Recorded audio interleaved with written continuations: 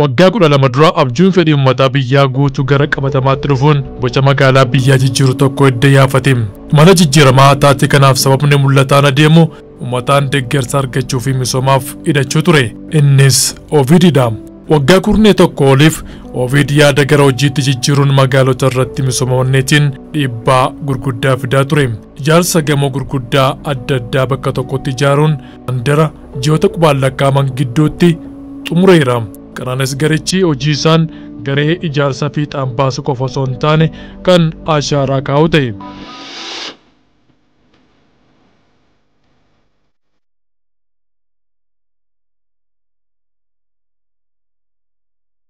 Ovid በብዙ ስራዎች ለየት ይላል። Ovid hojii isaa hedduun adda isa taasisa. Addattuu teknooloojii ijaarsaa irratti warraaqsa teknooloojiillee jechuu dandeenya. Teknooloojiiwwan biyya keessatti beekamoon taane alaa fiduudhaan lammii biyyaan hojjechuun isaa adda isa taasisa. Inni kan biraa immoo haala ijaarsa manneen walxaxaa ture yeroo gabaabaa keessatti ijaaree xumuruu danda'uun darbee aadaa hojii isaatii 24 fi 7 guutuu hojjechuu adda isa taasisa. Inni guddaan Ovid ittiin beekamu immoo dhaqqabummaa ijaarsa manaa irratti. Biyya keenyatti fedhiin mana ijaarrachuu olaanaa akka ta'e beekamaadha. Fedhii kana hubatee mana bira darbee magaalaan hojjedha jedhee irratti hojjechaa jiraachuun isaa immoo adduma adda isa taasisa.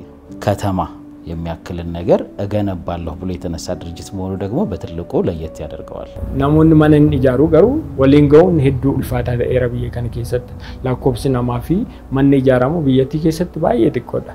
Ovid immoo isa sana hir'isuu fi mul'anni keenya misooma kan jedhu sana fidee dhufe. Waggaa kana hedhumaa inni mul'anni keenya misooma jechuun teknooloojii adda addaatiin biyyattii keessatti kan hin baramneen manoota haala galii namaa wajjin wal qabatee jiruun manoota namaaf dhiyeessee ofiisaas bu'aa argatee namoonnis mana akka argatan gochuuf kanaaf mul'anni keenya misooma hidhee jalqabee jechuudha. Ovid akkuma biyyaatti namoota baay'eef dhaabbatee jira. Kaayyoon dhaabbata keenyaa inni guddaan namoota mana hin qabneef namni hundumtuu akka Itoophiyaa keessatti namoonni hundumtuu akka mana qabaatan uummata hundumaafuu mana hojjennee kennuudha. Karoorriif kaayyoon Ovid inni guddaan. Yeroo hundumaa humni namaa qabeenya guddaadha Ovid keessatti jechuudha. Kun immoo abbummaa baay'ee akkasitti dhaga'amu godha jechuudha. Abbummaas itti dhaga'ama. Tuma kaampaaniin naallatamnillee tu kaampaanii ofii koo hin hooggannillee isa durattillee kan hojjechaa jirtu kan hundumti keenya kan hojjechaa turre abbummaadhaani. Sa'aatii 24 hojjeta Ovid kanallee biyya keessatti wanta haaraadha. Addunyaan maal fakkaatti, addunyaan maal hojjechaa jirti, ispeeshaalii seektarii manaa irratti addunyaan maal fakkaatti isa jedhu sanadha. Fakkeenyaaf biyyoota adda addaa irratti guyya tokko guyya lama gidduutti namoonni mana hojjetanii mana laachaa jiru. Nu biraa immoo at least guyya tokko guyya lamatti mana laachuu baannellee ji'a 5 ji'a 4 gidduutti manoota ijaarree namootaaf dabarsuu danda'u akka dandeenyu biyyattiifis teknooloojii haaraa akka Ovidittis teknooloojii haaraa namoonni baay'ee sanarraa akka baratan sana booda immoo namoonni mana barbaadan manoota haala gaarii fi yeroo gabaabaa keessatti akka argatan jechuuf teknooloojii isa kana finnee dhufneetu kanarra irraa jechuudha.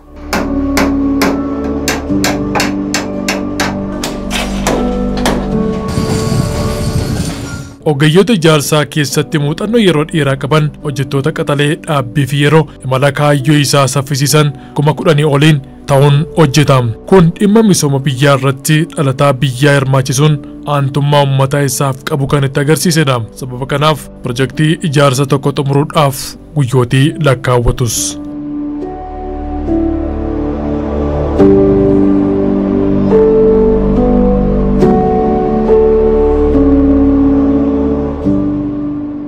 Dhaabbattoota jiran keessaa kan adda isa godhu hojjettoota asii akka maatii ta'etti akka maatiitti akka isaanitti dhagaame akka nutti dhagaame hojjennu nu taasisa. Yeroo baay'ee faamilii akka mana keenyaatti yaadnee akka hojjennu nu taasisa. Hojjettootaan alatti Ovid ta'uu hin danda'u. Hojjetaa godaa raakaasee amma hojjetaa gubbaatti hundi walii galee hojjeta. Yoggaa kana jennu torbee lamaan darbe keessaa hojjettoonni Ovid holding hundumti isaanii torbee tokkoof eventii wayii irra turre. Hundumti akka wal baruu fi yaada tokkoon kaampaanii tokkoof hojjetame kaampaaniin sun immoo biyyattiifis uummataafis ufiifis bu'aa akka inni fidu jechuudha.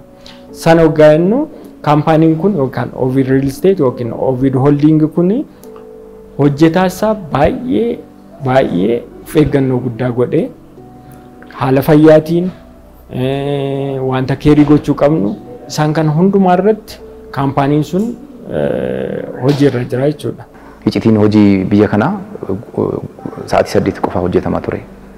Carraa hojii qofaatu hin taane hojiin akkamitti akka hojjetamu extended hour akkamitti akka hojjennu naamusaan akkamitti akka hojjennu biyya jaalannee akkamitti akka hojjennu wanta hojjennu sana hundumaa biyyaaf akka hojjechaa jiru miindaaf qofaatu hin taane akka biyyaaf hojjechaa jiru akka nutti dhaga'amu godha.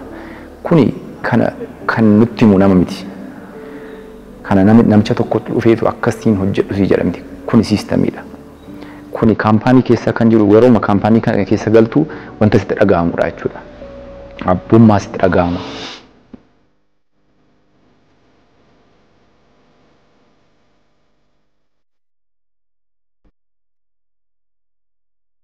Waggoottan xiqqoo kana keessatti pirojektiiwwan 30 ol xumuruun eebbaaf kan geessise Ovid weertuu ijaarsa fedhii mana namoonni jabanaa ammaa qaban guutuuf mata duree dhaadannoo isaa dhugoomsaa jirudha. Saffisa ji'ootaan keessatti abbaa mana namoota hedduu taasisuu keessatti safartoon qulqullinadha. Teknoolojii alaa fiduun ijaarsicha saffisiisaa jiru kun kan gamoo adda dureen eerama.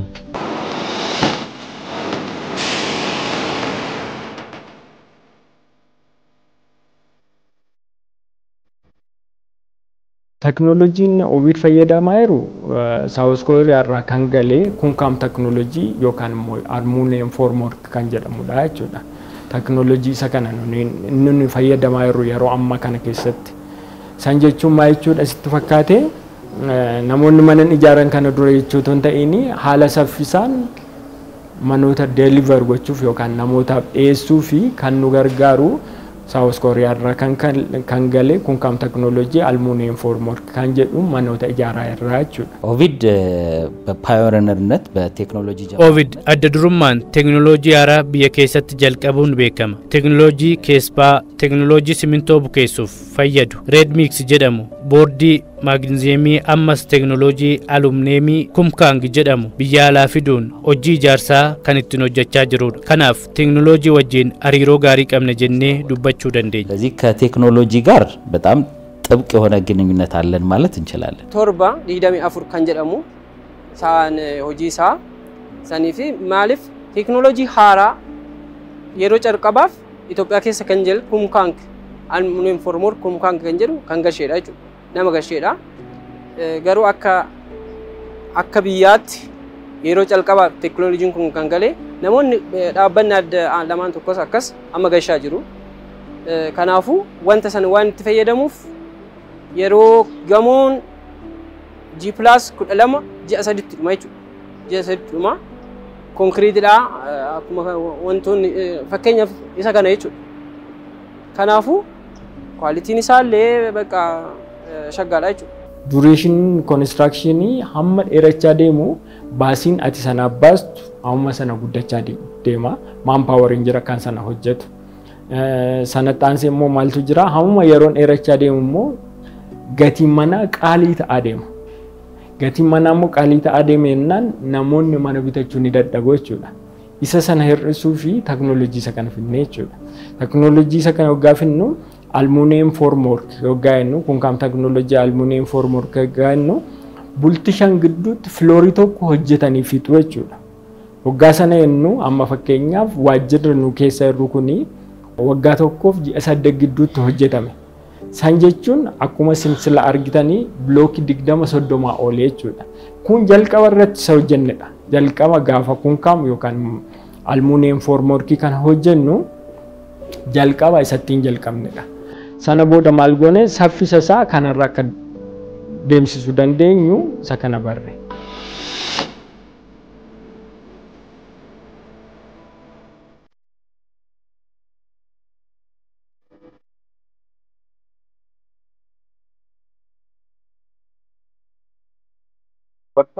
warra kaanirraa kan adda godhu inni fayyadamu keessaa inni tokko type of concrete isaati. Type of concrete nuti fayyadamnu sun compressive self compacted concrete type fayyadamna jechuudha. Yaa isa jechuun guyyaa ta'e tokko yookaan sa'aatii 24 irratti compressive strength isaa akka atteen godhu kan nu gargaarudha jechuudha. Kanaafuu kanaan dura ji'a tokko kan fixaa turu dismantle gochuudhaaf slaabii tokko kan ji'a tokko nu tursaa ture guyyaa 3 irratti fiineetiyyuu gara hojiirratti deebinuun kan nu godhe Ovid construction. Teknooloojiin kun immoo bultii 5 gidduutti guutummaan guutuutti floorii tokko pilaasteringii otoo hin barbaachisiin. Amma fakkeenyaaf yeroo biraa irratti yoggaa hojjetamu amma blookeetiitiin yeroo hojjetamu blookeetiin erga walirra tuulamee booda sana booda pilaasteringii hojjetama yookaan immoo lissin isa jedhamee waamamu jechuudha.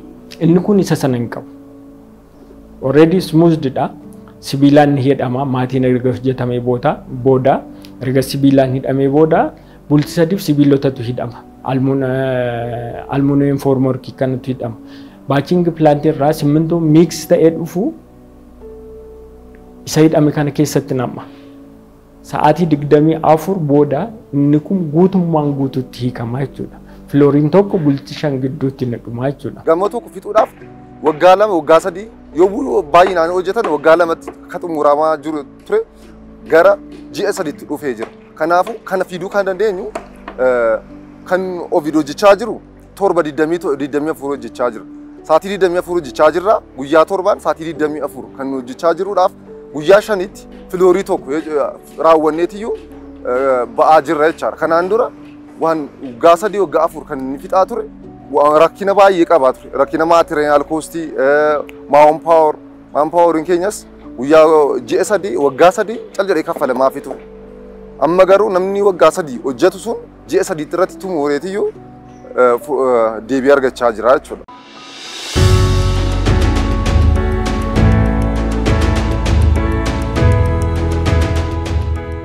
Manneetiin ijaaraman teknooloojiidhaan akka jireenya namaaf salphatuudhaaf kan ijaaraman yommuu ta'u, manicha ijaarame qofa osoo hin taane bakka manneetiin kunneen itti ijaaramanis handhuura magaalaa dirreetti jiruuf jireenya ofii ba'anii galanii geggeeffachuudhaaf haalli namaaf toluudha.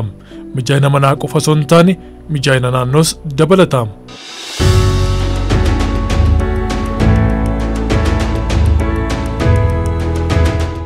Nuyi kan nu hojjechaa jirru lafa babal'aa irratti hojjechaa jirra. Fakkeenyaaf caakkaa piroojeektii hoggaa ilaalte caakkaa piroojeektiin mootummaan saatalaayit siitii jedhee almost naannoo kaaree heektaara 1,100 ol mootummaan kan dhiyeesse keessatti hojjenna. San keessaa nuyi heektaara 9 fudhannee sana irratti hojjechaa jirra jechuudha. Sana irra darbinee hoggaa dhufnu immoo naannoo kiiloo 4 yookaan immoo Awaaree jedhamee bakka waamamu nuyi beekna. Iddoo sanas almost naannoo kaaree heektaara 10 yookiin 9tu jira. Isa sana keessatti hoggaa manoota ijaarru sanarra darbee galaan gurraa yookaan immoo OGGC kan jennee ni waamnu saayitii gara biraa ni qabna jechuudha. Iddoo kanarratti maaltu ta'aa jira sitti fakkaate hoggaa manoota ijaarru manoota qofa miti inni ijaarru. Namoota sanarraa bakka sanarraa mana bitaniif bakka jajjabina qaamaa isaanitti hojjetan ni ijaarra. Sanatti daballee immoo bakka amantaa. Amma fakkeenyaaf OGGC irratti bakka amantaa sadaniifu ta'an inni sun qophaa'ee jira. Saayitii sana keessatti isa kana include godha. Sanarra darbee bakka paarkingii ijoolleen bakka itti taphatan amniitii bakka sanarra jiru hundumaa kan walii galantanii gochuu danda'u isa kana hojjennaa jechuudha. የአልሙኒየም ፎርምወርክ ቴክኖሎጂ በከፍተኛ ሁኔታ የሚታወቅበት ነገር Teknooloojiin Ovid fayyadamu aluminiyeemii fireemwork jedhamu irra jireessan kan ittiin beekamu nageenya naannoo kan eegu ta'uu isaati. Wayita ijaarsatti simintoowwan wayita keessaa naqaman salphumatti qooru. Naannoo faaluu fi gamoon ijaaramu sun deebi'ee fofoxxoquu amala caccabuu agarsiisu. Gamoo jalaa ijaaramaa dhumachaa ola deemu argita. ከስር ያለቀ ህንጻ እየታየ ከላይ እየተሰራ ነው የሚታየው። kan jiru Itoophiyaa keessa wanti hundumti mijaa inni dubbachuuf hin dandeenyu yerootti garuu fooyya'aa dhufeera jedheen amanaan akka kaampaaniittis akkuma kanatti amanna. Nuquun nama karaa lafaa laalchisee wantoonni tokko nuquun nama biirokiraasii bakka tokko gaadamtus wanti tokko inni sun garuu inni smoothly sirrachaa jira jedheen amana. Chaalenjii isa dhufu sanammoo akka biyyaattis akka kaampaaniittis akka dhuunfaattis haala nuyi keessa dabarree challenge sana solve goonu ni jiraata jechuudha.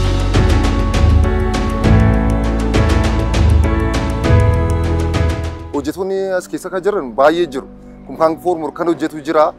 Finishingii, structuralii, riibaar jechuun waan baay'eetu anda hunduu bakka tokkotti ta'eetiyyuu hojiin isaa hojjetaa jiru sun baay'ee walii gallee ati kottu ani kottu isa osoo walii hin eegniin elektirikaaliin saanitariin hundumtuu bakka tokko ta'eetiyyuu hunduu walii galee sirriitti hojjechaa jiraachuun isaa immoo bu'aan keenya akka dafee bu'aa buusu gochaa jira dheeyyaa. Dhaabbanni kun anaaf wanta guddaa naa godhe akkuma ilaaltutti jechuudha. Kanaan wal qabatee wanta naa godhe deebisee gochuuf wanta guddaatu naa godhame kanaafi wanta guddaatu narraa eegamaa jechuudha. Amantaa guddaa naa laate amantaa sanarratti ani immoo deebiseen kaampaanii kanaafis dhaabbata kanaafis biyya koofis wanta guddaa akka hojjechuun qabu natti dhaga'ama.